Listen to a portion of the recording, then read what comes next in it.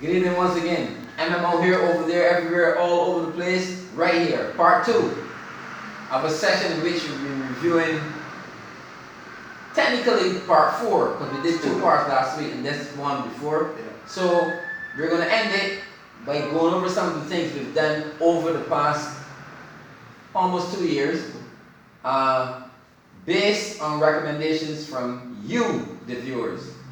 Apostle, we also spoke about Barbados' lack of concern for the environment, and if they were actually doing enough to protect the environment.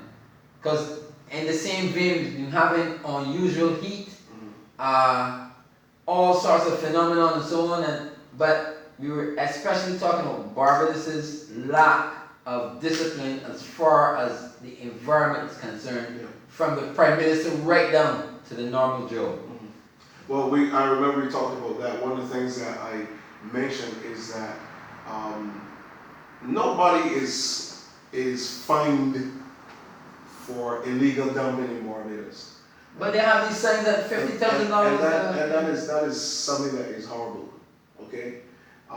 Again, we're looking at the fact, and I did mention that Barbados recently has become a very, very unsanitary country.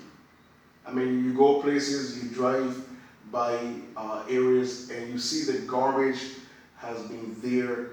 You know, it's been there for over 2 weeks. 2 weeks. Okay? And it's not being collected. That is going to pose a hazard for the residents. It's going to attract rodents. It's going to create, a stench in the area. And these are things that I think our government needs to pay more attention to. It's the little things many times, Mr. Morris, that sends a message to individuals. You know, you can promise, your spouse, you're going to buy her this, you're going to buy her that, you're going to buy it. And it's just promises, and the old Bajans told you that a promise is a comfort to a fool. Okay? But you're looking at the fact that our sanitation system isn't working properly. We're looking at the fact that the whole sargassum sea issue has not been properly dealt with. We're looking at the fact that our gullies are still not properly cleaned, and many times these systems that come through the island only add to what is happening. Every time that Spikestown is flooded, it's because of the debris that piles up, comes down and piles up here and blocks the canal, and then the water overflows and goes right into all of those areas. So we're not proactive, Mr. Morris, and this is one of the big issues, and the reason why I said that our government is not doing enough to help the environmental situation here that we have in Barbados, and I will stand behind that. So, a possible remedy could be keeping the gullies clean and that sort of thing? Of course, and not only just and enforcing the fines and enforcing fines, which means that you have to have systems where you police areas where people are known to dump old beds and old fridges and stuff. And we know that people do these things in the wee hours of the morning when everything is quiet. So we need individuals to be strategically positioned in many areas. Like in America, I know for a fact that in certain areas when there's the hunting season, and you have in Africa you have the poachers, and you have people out there policing those areas to make sure that who will actually kill you. Yeah, they're people. Because the poachers over there will kill them. They will try to kill. And in America, when the season has come to a closure, there's still people who would go out there and still try to do things even though the season. No, but is that's the best time to catch. That's the best time to catch the illegal game, right? Because the illegal game is worth more than the legal game. Exactly. Well, what I'm saying is that I've seen it on National Geographic where you have people who police those areas. Yes. To make sure that it is stopped. But we put signs up, and many times we think putting signs up with a cartoon lady is going to deter people from coming. But I tell you something. No, I've seen these signs before. Not the one you're talking about. This is the one that has a white background.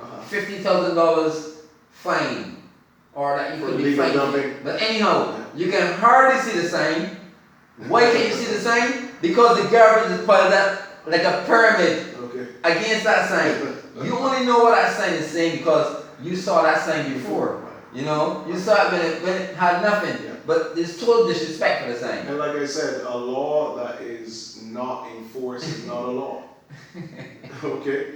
Which is one of the reasons why the police are on the highway to catch people who are speeding. So, well, you're on 80 kilometer highway between whatever time, police are carrying out their speed Speed traps, you know, and you happen to fall in a into trap. it. So now you may or may not be prosecuted. So you need policing. Okay, you need individuals positioned, whether you deputize them as marshals and you put them in these areas where people are known, so that if they're caught, they can be fined and we can put a stop to this. But as long as there's no policing of those areas, that's going to keep on happening. Moving along. Yes, sir.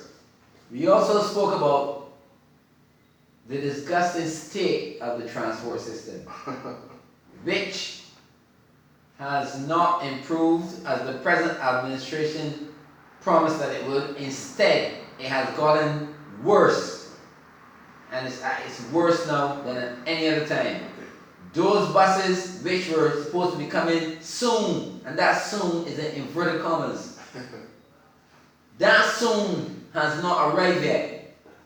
And the next time a speech is made about that, I'm quite sure that it's going to be very soon. I have no doubt about that. But still, they haven't arrived. Well, The last time we heard they were being assembled someplace and then they had to go someplace and then someplace, man. all sorts of excuses. now I think we're hearing that buses are coming out of China. They're gonna be electric buses and all that stuff. Okay, now, good. here- Oh, they're saving the environment? Yeah, well, I guess so. But here's the issue. Your transport system must be revamped. And this is what I said when we spoke about it. Yes. It is horrible. The reason why it is horrible Actually, is it's because not crossing you, remember where you are. When these things come to me, I have to talk about it. One viewer talking about that same thing, he didn't mention that. So wait, it's kind of bird thing, he know everything? He don't know everything. But still, he can't tell me what you don't know. right. Well, that's again one of the problems that we'll be having in Barbados, and it is what I'm doing here is just making a comment. It's not in any way saying that I know everything. I'm allowed to make a comment as a citizen of Barbados. Yes. Okay? There's a freedom of speech out here in Barbados. But that viewer is also making a comment. Okay, I'm allowed to make a comment. I'm allowed to speak about things in Barbados if the opportunity arises. Okay? So the reality is that I lived in an area, I grew up in an area where if you miss one bus, it's 2 hours later. Okay?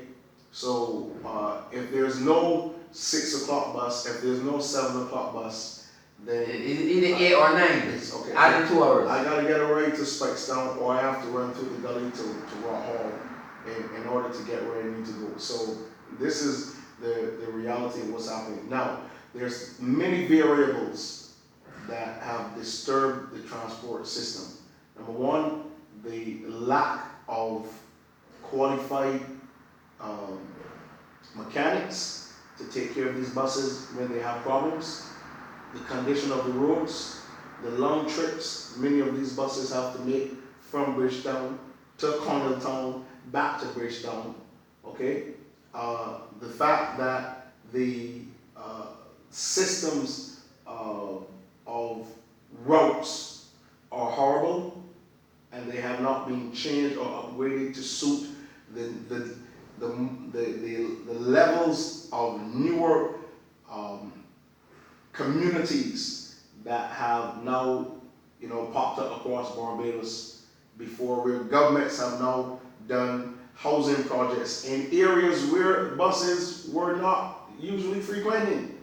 So if you realize what's happening, the demographic has changed physically, which means that your transport system should have restructured itself right now to give people proper service. So that's all I'm going to say on this one. But I reiterate before we move on that it's not being critical of the Barbados Labour Party in any way, you know, because it is the Barbados Labour Party who said that they would improve the bus system and who criticized the last bus system, and yet it's worse under their watch, as they say, and nothing has improved. So they've actually done nothing. So again, we're back at this point.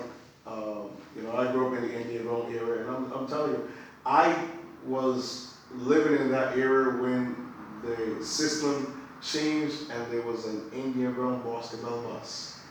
That's a bus that will leave Bridgetown.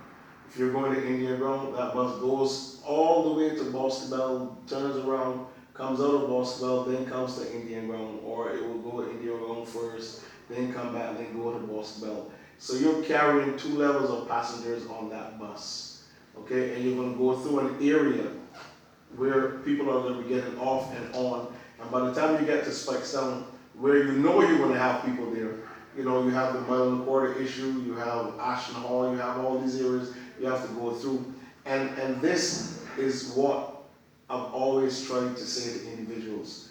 By now, Whole Town should have been a hub.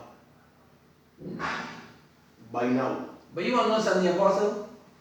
And I always reiterate this, like in my college and party days, when the bus stand was further down, I can vividly remember buses in the line waiting to go east, Boscobel, Indian Ground, St. Lucy's Church. Now these are all separate buses leaving at, let's say, 9 o'clock.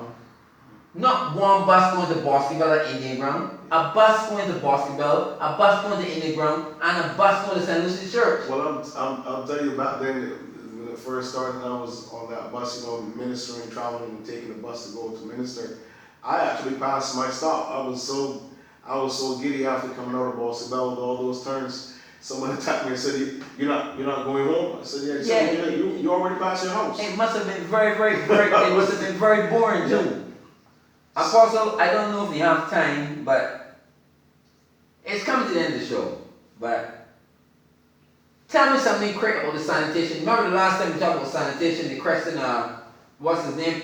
Minister Prescott. Mm-hmm. He went into a tirade, we talked about he wasn't God and this sort of thing. You can't expect a miracle from him. Yes, we expect a miracle from you, Mr. Prescott, because you guys said that you could do it. Yeah. So we know you're not God, but you spoke like you were gods. And you haven't done anything. In fact, it's worse. We expect miracles from people who say we will give you miracles. Yes. Okay? Yes, and it's gotten worse. It's gotten worse. Sanitation at its lowest ebb. It's never has been like this in my entire life. Okay. And I'll tell you my statement that I made back then. Mm-hmm. Every parish should have its own landfill that is properly managed, okay, so that you don't have to put all of this pressure on the current fleet that you have. But you know, Apostle, you give away these ideas so frequently. But I always said to people, I love Barbados.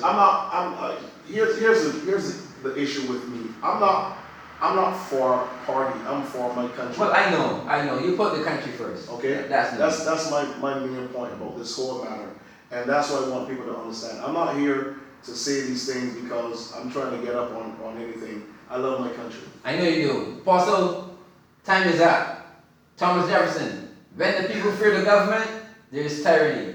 When the government fears the people, there is liberty or freedom. Yes, and I know I have viewers who wait for that, and they repeat it with me.